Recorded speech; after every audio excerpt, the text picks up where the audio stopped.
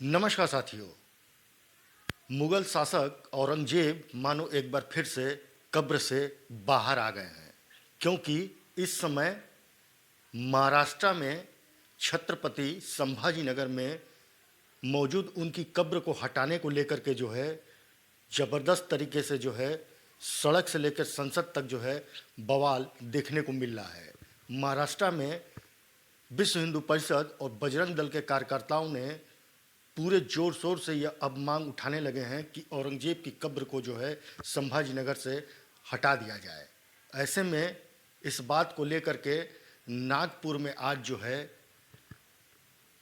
BHP और साथ में बजरंग दल के कार्यकर्ताओं के द्वारा बताया ये जा रहा है कि औरंगजेब का पुतला फूंका जा रहा था, जिसके बाद कोई अफवाह फैली और अफवाह फैलने के बाद दो गुट एक दूसरे के आमने सामने आ गए और जम के वहाँ पे हिंसा हुई। इस हिंसा में कुछ पुलिसकर्मी भी घायल हुए, पुलिस को आंसू गैस के गोले छोड़ने पड़े।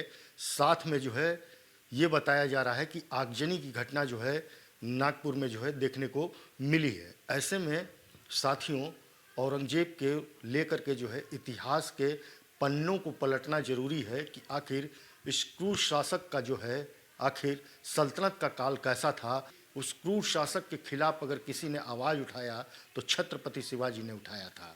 शायद इन्हीं सब मुद्दों को लेकर के भारत के अंदर एक बार फिर से जो है औरंगजेब मानो कब्र से बाहर आ गया है।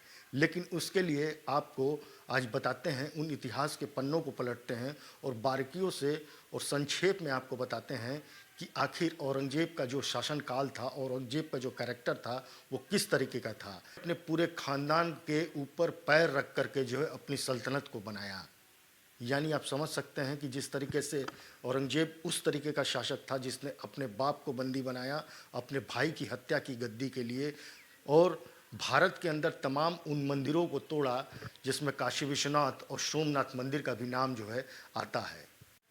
साथियों, मेरे साथ इस वीडियो में बने रहिएगा और मेरा वीडियो अगर आपको पसंद आएगा तो इसको लाइक और शेयर भी करिएगा और चैनल को सब्सक्राइब भी करिएगा।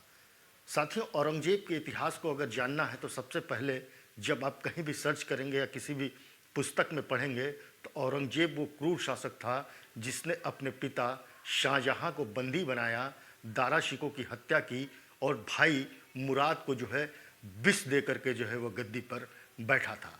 साथियों, औरंगजेब का पूरा नाम जो था अबुल मुजफ्फर मुहिउद्दीन मोहम्मद औरंगजेब था और औरंगजेब का जन्म जो है 4 नवंबर 1618 में गुजरात के दोहद में हुआ था। औरंगजेब शाहजहां और मुमताज़ का बेटा था। औरंगजेब के 3 भाई थे जिनका नाम दारा शिकोह, शाह शुजा और मुराद था। दारा शिकोह को जो है पहले उसकी हत्या करता है, बाद में मुराद को जो है विष दे देता है। दरअसल औरंगजेब मुगल काल का वो क्रूर शासक था जिसने अपने खानदान तक को नहीं छोड़ा, अपने बाप तक को नहीं छोड़ा और अपने भाई तक को नहीं छोड़ा। आप ये समझ सकते हैं कि अपने भाई दारा शिकोह की पहले हत्या करवाता है, फिर अपने भाई मुराद को जो है विष दे करके मरवा देता है। सोमनाथ से लेकर के काशी विश्वनाथ तक उसकी क्रूरता की दास्तान जो है आप कहीं भी इतिहास के पन्नों को जब पलटेंगे तो आपको पढ़ने के लिए और देखने के लिए मिल जाएगी। लेकिन औरंगजेब ने जिस तरीके से हिंदुओं पे अत्याचार किया, इसकी भी कहानियाँ रह रह करके जो है भारतीयों के सामने आते रहती है। उसने करोड़ों हिंदुओं के आस्था पे कुठाराघात किया था। दरअसल ये दास्तां औरंगजेब की 1653 में शुरू होती है, जिस समय शाहजहां ने औरंगजेब को जो है दक्कन का सूबेदार बना दिया था। इस दौरान औरंगजेब ने दक्षिण में अपने परदादा अकबर द्वारा बनाए गए राजस्व नियमों को लागू किया था।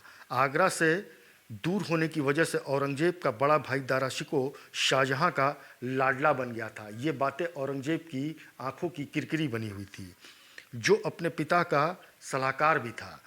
दारा शिकोह और औरंगजेब की सोच विपरीत थी, जिसके कारण दोनों के बीच में विवाद शुरू हो गया था। इस दौरान औरंगजेब ने देखा कि सत्ता कहीं दारा शिकोह के पास न चली जाए। इसी समय से इसने हत्या का षड्यंत्र और खड़यंत्र करना जो है शुरू कर दिया था। कहानी 1656 की है, जिस समय शाहजहां काफ़ी बीमार पड़ गए और 3 भाइयों में औरंगजेब जो है काफ़ी मजबूत और शक्तिशाली बनकर के उभर रहा था। दारा शिकोह और छोटा भाई मुराद जो है वो काफ़ी कमज़ोर साबित हो रहा था। इसी दरमियान औरंगज़ेब ने अपनी पूरी साजिश को रचा। तो उसने पहले दारा शिकोह की हत्या करवाई, उसके बाद फिर जो है मुराद को जो है विष दे करके जो है मरवा दिया। औरंगज़ेब मुग़ल काल का वो क्रूर शासक था जिसने अपनी पिता के मौत के बाद, भाइयों की हत्या के बाद जो है खुद से ही जो है राज्याभिषेक कर लिया। लेकिन उसको भारत की जनता कहीं से भी पसंद नहीं करती थी। साथ में औरंगज़ेब की नफ़रत की दीवारें जो थी वो बढ़ती चली जा रही थी और हिंदुओं के प्रति उसका जो है कट्टरपन जो है समाज के सामने आने लगा था। औरंगज़ेब ही वो क्रूर शासक था जिसने कश्मीरी ब्राह्मणों को जबरी इस्लाम कबूल करने के लिए मजबूर किया था और गुरु तेग बहादुर यानी सिखों के 9वें गुरु तेग बहादुर से उसने सहयोग भी इस मुद्दे को लेकर के मांगा था।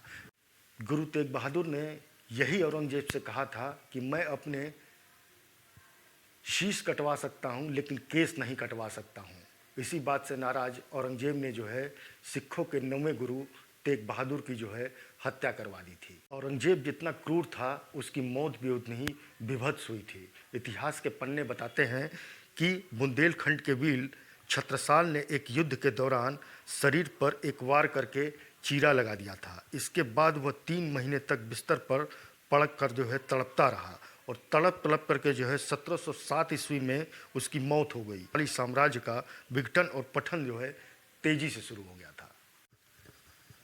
फिलहाल क्रूर शासक औरंगज़ेब के मौत को लेकर के इतिहास में कई थ्योरी है।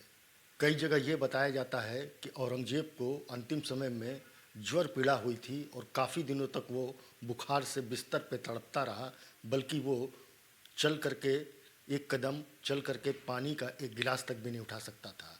कहीं ये थ्योरी मिलती है कि एक युद्ध के दौरान उसको जो है तलवार लगा था और उस तलवार के चीरे की वजह से उसके शरीर पे जो जख्म बना था वो ठीक नहीं हो पाया, बल्कि वो नासूर में बदल गया और औरंगज़ेब जो है तड़प तड़प के मर गया।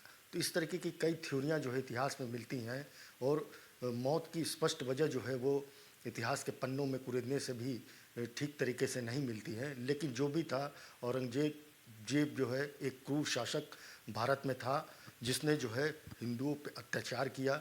शायद इसी वजह से सैकड़ों वर्षों बाद जो है हिंदुवादी संगठनों की ये मांग उठी है कि संभाजी नगर से जो है औरंगज़ेब के कब्र को हटा दिया जाए, क्योंकि शिवाजी महाराज की गौरव गाथा जो है महाराष्ट्र से जुड़ी हुई है और ऐसे में औरंगज़ेब की कब्र को वहाँ होना ठीक नहीं है।